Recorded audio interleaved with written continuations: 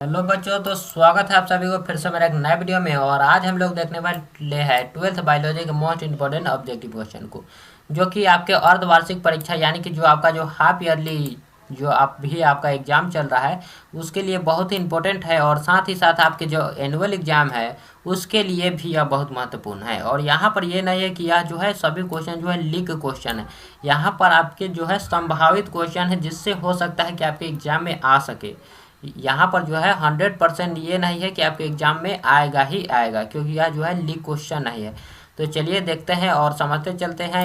यह ऐसा इसलिए है क्योंकि आपके एनुअल एग्जाम में भी काम आ पाए। और देखिए यहाँ पर क्वेश्चन क्या है कि आरएनए में पिरामिडिन पाया जाता है। तो आरएनए में जो है वह पिरामिडिन क्या पाया जाता है, और यहाँ पर पहले समझिए कि पिरामिडिन होता क्या है। तो याद रखिए, पिरामिडिन जो है वह एक प्रकार का नाइट्रोजन बेस होता है जिसकी संरचना में एकल रिंग होता है, यह आपको मालूम होना चाहिए। और यहाँ पर क्या कहा जा रहा है कि आरएनए में पिरामिडिन बेस होता है। तो आरएनए में जो होता है वह साइटोसिन और यूरासिल होता है। क्या होता है? तो साइटोसिन और यूरेसिल होता है। और अगर आपसे पूछा जाता आरएनए के जगह पर कि डीएनए में होता है, क्या होता है, तो डीएनए में जो पिरामिडिन बेस होता है वो होता है साइटोसिन और थाइमिन। यहाँ पर जो है आपका देखिए, यहाँ पर यह जो है यहाँ पर डीएनए के लिए सही होता है। यह जो है आपका किसके लिए? तो यहाँ पर जो है यह डीएनए के लिए सही होता है, डीएनए के लिए सही होता है। चलिए अगला नंबर क्वेश्चन देखते हैं। अगला नंबर क्वेश्चन को भी अच्छी तरह से समझेंगे हम लोग। देखिए अगला नंबर क्वेश्चन है कि निम्न में से कौन कीट भक्षी पौधे हैं। तो कीट भक्षी पौधे यहाँ पर पूछा जा रहा है, जो कि इसमें से कौन कौन से हैं। देखिए यहाँ पर तो कीट भक्षी जो पौधा है यहाँ पर एक हो जाएगा हमारा ड्रोसेरा और नेफेंथिस हो जाएगा, नेफेंथिस। और किस प्रकार से होगा आप इसे समझिए। जो ड्रोसेरा है, पहले तो आप ये जान लीजिए कि इसे शडेन्यू भी कहते हैं, इसका नाम एक शडेन्यू भी है। और यह जो होता है यह अपनी पत्तियों पर चिपचिपा जो होता है चिपचिपा बूंदों को स्रावित करता है, जो कीटों को आकर्षित करता है, कीटों को आकर्षित करता है। और यहाँ पर जो नेपेंथिस है वह यह जो होता है यह पीचर प्लांट है, जो अपने पत्तों को घड़े के आकार में विकसित करता है, जिससे यह जो है दोनों ही कीट भक्षी पौधे के रूप में आते हैं, जो नाइट्रोजन की कमी वाली मिट्टी में उगते हैं और कीटों को पकड़कर अपना पोषण पूरा करते हैं, यानी कि अपना भोजन करते हैं। चलिए अगले नंबर क्वेश्चन को देखते हैं। अगला नंबर क्वेश्चन क्या है कि निम्न में से कौन उभयलिंगी प्राणी है। तो उभयलिंगी इसमें से कौन प्राणी है? तो यहाँ पर हमारा आंसर हो जाएगा केंचुआ जो है वह उभयलिंगी प्राणी है, यानी कि ऑप्शन नंबर डी यहाँ पर हमारा सही हो जाएगा। चलिए अगला नंबर क्वेश्चन कि क्लोरेला निम्न में से क्या है। तो क्लोरेला जो है यह क्या है, निम्न में से यही हमसे पूछा जा रहा है। तो यह क्या हो जाएगा? देखिए यहाँ पर जो क्लोरेला है, यहाँ पर जो आपका क्लोरेला है यह हमारा क्या हो जाएगा? ऑप्शन से देखिए, क्या विषाणु होगा, जीवाणु होगा, या फिर प्रोटोजुआ होगा, या फिर एकल कोशिका प्रोटीन होगा, क्या होगा इसमें से। और यहाँ पर आप जितने भी क्वेश्चन करते चल रहे हैं सभी का आंसर आप कमेंट में देते चलिएगा। आपको कमेंट में देते इसलिए चलना है ताकि आपको जो है जो भी क्वेश्चन याद ना हो वो आपको याद हो जाएंगे। क्या है? तो यहाँ पर आपको याद हो जाए इसलिए। और यहाँ पर अगर पूछा जा रहा है क्लोरेला, तो यहाँ पर हमारा आंसर हो जाएगा एकल कोशिका प्रोटीन। क्या हो जाएगा? एकल कोशिका प्रोटीन जो है यहाँ पर हमारा आंसर हो जाएगा। चलिए अगला नंबर क्वेश्चन को देखते हैं। अगला नंबर हमारा क्वेश्चन क्या है? देखिए अगला नंबर क्वेश्चन हमारा है कि क्राइजिन बाल कृमि से किस फसल को बचाता है। क्राइजिन जो है वह बाल कृमि से किस फसल से बचाता है, यही हमसे पूछा जा रहा है। तो यहाँ पर हमारा आंसर हो जाएगा कपास। क्राइजिन जो है बेसिलस थ्यूरिंजियस जो होता है बैक्टीरिया से प्राप्त होता है, ये भी आप लोग याद रखिएगा। यहाँ पर हमारा किस बचाता है, यहाँ पर किस फसल को?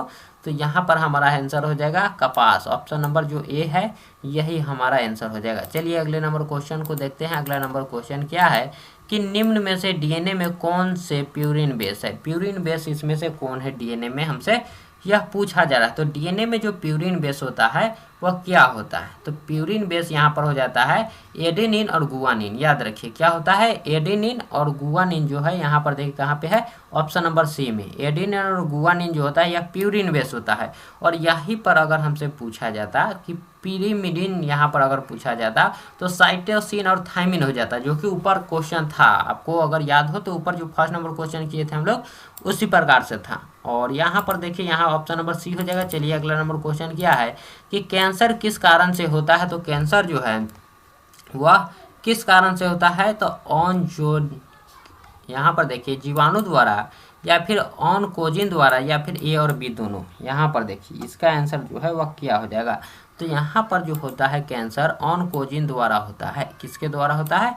ऑनकोजिन द्वारा। यहाँ पर जो है हमारा आंसर हो जाएगा। कैंसर जो है वो मुख्यतः मतलब लगभग इसी के कारण ही होता है और ये जीन कोशिका विभाजन को नियंत्रित करता है। जो ऑनकोजिन जो है यह जीन कोशिका को नियंत्रित करता है। और चलिए अगला नंबर क्वेश्चन देखते हैं। अगला नंबर क्वेश्चन जो है वह क्या है। तो देखिए कि सूक्ष्म प्रजनन में क्या संभव है। तो सूक्ष्म प्रजनन जो है वह क्या संभव है इसमें पूछा जा रहा है। तो इसका जो आंसर होगा वह क्या होगा, यह देखिए इसका आंसर इसमें से क्या होगा, इसे अब हमको देखते चलना है। तो यहाँ पर इसका आंसर देखिए हो जाएगा अलैंगिक प्रजनन होगा। अलैंगिक प्रजनन या फिर ए और बी दोनों या फिर इनमें से कोई नहीं, या फिर इनमें से जो है वह कोई नहीं आंसर होगा।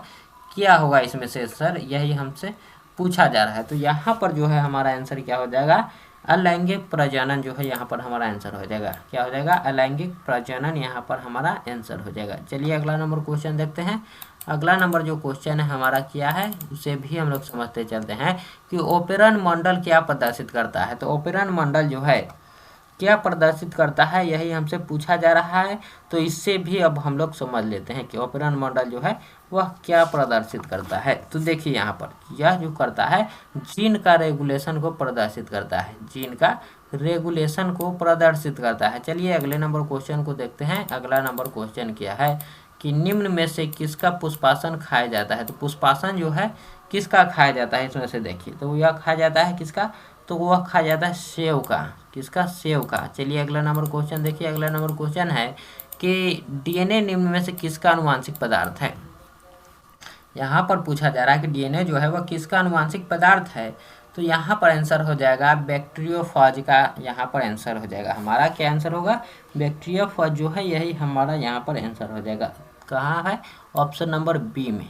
ऑप्शन नंबर बी जो है यहाँ पर हमारा हो जाएगा, क्योंकि बैक्टीरियोफाज जो है वह डीएनए आनुवांशिक पदार्थ के रूप में होता है। यह आपको मालूम रहना चाहिए। और यहाँ पर देखा जाए कि टीएमवी में आरएनए जो है वह आनुवांशिक पदार्थ होता है, आरएनए में टीएमवी। और चलिए अगला नंबर क्वेश्चन देखते हैं। अगला नंबर क्वेश्चन क्या है हमारा कि देखिए अगला नंबर क्वेश्चन है पारिस्थितिक तंत्र की आहार श्रृंखला में ऊर्जा का प्रवाह होता है। तो पारिस्थितिक तंत्र की आहार श्रृंखला में ऊर्जा का प्रवाह जो है वह कैसे होता है, यही हमसे पूछा जा रहा है। तो इसका आंसर हो जाएगा हमारा एक दिशीय। क्या हो जाएगा, एक दिशीय। यहाँ पर हमारा इसका आंसर हो जाएगा। चलिए अगला नंबर क्वेश्चन देखते हैं। तो अगला नंबर क्वेश्चन देखिए कि निम्न में से एक जैविक खाद नहीं है। निम्न में से एक जैविक खाद जो है कौन नहीं है, यहाँ पर यही हमसे पूछा जा रहा है। इसमें से कौन नहीं है। तो इसका आंसर भी आपको कमेंट में देते चलना है। इसका आंसर जो है आपको कमेंट में देते चलना है। तो देखिए यहाँ पर देखिए इसका जो आंसर होगा हमारा क्या होगा, क्या हो जाएगा, एजोट्रोबैक्टर होगा या फिर इसमें से क्या होगा, ए बी सी डी। आपका जो है आंसर क्या आना चाहिए, यह मुझे मतलब है उससे। तो यहाँ पर हमारा आंसर हो जाएगा बेसिलस थ्यूरिंजियसिस हो जाएगा। याद रखिए ऑप्शन नंबर बी यहाँ पर हमारा सही हो जाएगा। चलिए अगला नंबर क्वेश्चन देखते हैं कि क्षय रोग का संक्रमण मुख्यतः किसके द्वारा होता है। तो क्षय रोग जो है वह किसके द्वारा होता है, यही हमसे पूछा जा रहा है। तो क्षय रोग का जो होता है वह हवा द्वारा होता है। क्षय रोग हवा द्वारा होता है, याद रखिएगा। और क्षय रोग अगर आप नहीं जानते हैं तो टीबी को अगर जानते हैं तो बस वही होता है। चलिए अगला नंबर क्वेश्चन देखिए। अगला नंबर क्वेश्चन है कि जैव रिएक्टर अनुकूलतम परिस्थिति में क्या निर्माण करता है। तो जो जैव रिएक्टर है वह किसका निर्माण करता है, यहाँ पर देखिए क्या उत्पाद, जीव या फिर माध्यम, इसमें से किसका उत्पाद करता है।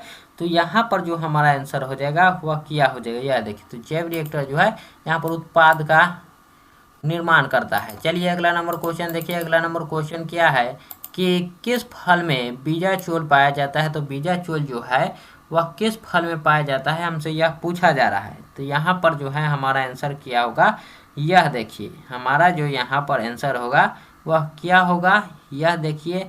तो इसका जो आंसर होगा क्या, जायफल, लीची या फिर शरीफा या फिर इनमें से सभी, क्या होगा इसमें से हमारा क्या आंसर होगा। तो यहाँ पर हमारा जो है वो ऑप्शन नंबर डी यानी कि सभी हो जाएगा। जायफल, लीची, शरीफा, इसमें से सभी इसका आंसर हो जाएगा।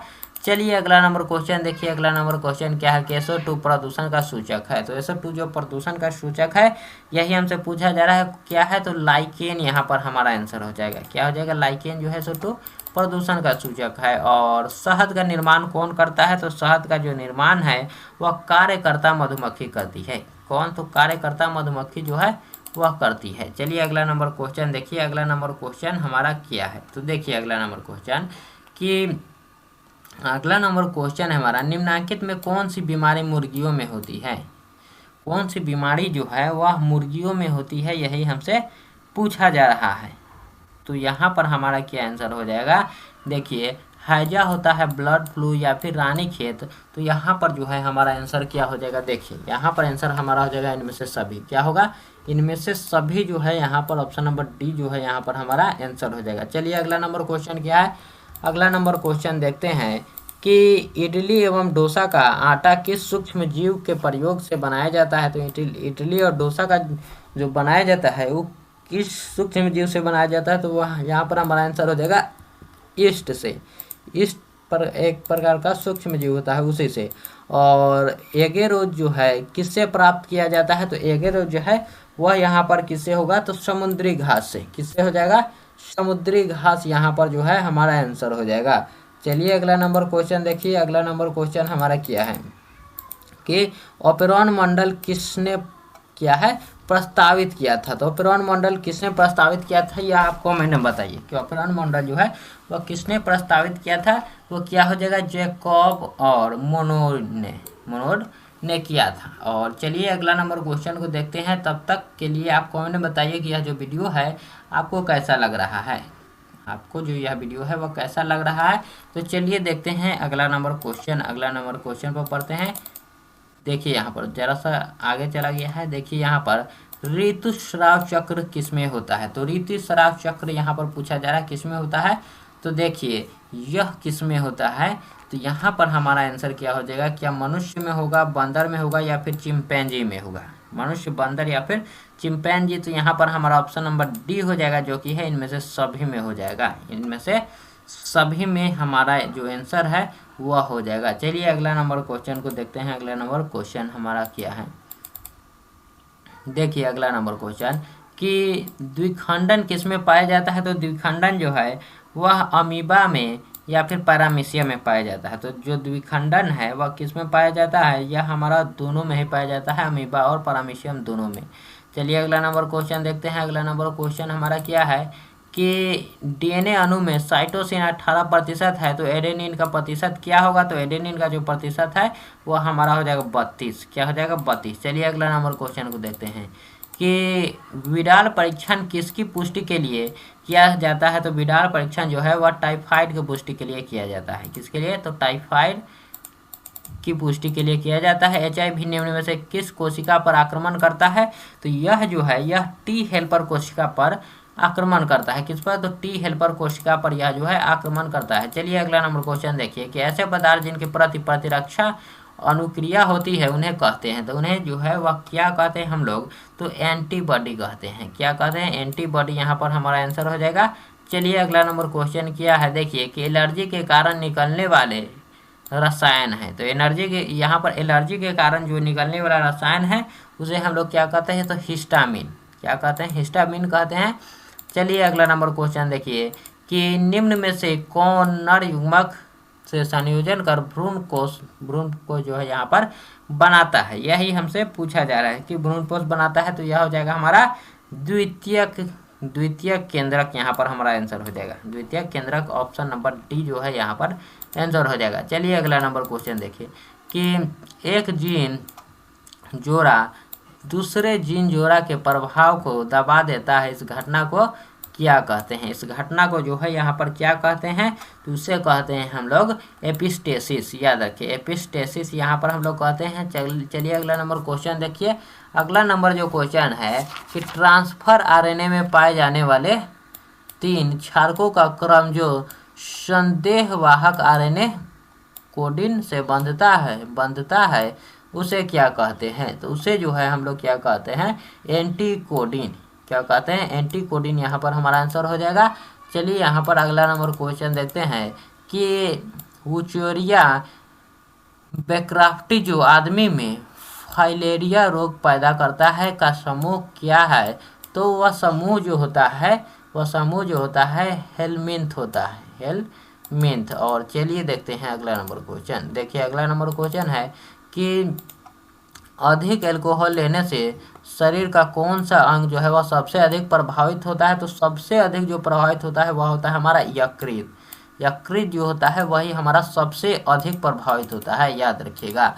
मेंडल के नियम का एक अपवाद, तो मेंडल का जो नियम था उसका एक अपवाद यहाँ पर पूछा जा रहा है, तो वह क्या हो जाएगा? तो मेंडल का नियम का यहाँ पर जो अपवाद है वह क्या होगा? तो सहलगनता यहाँ पर हो जाएगा, सहलगनता।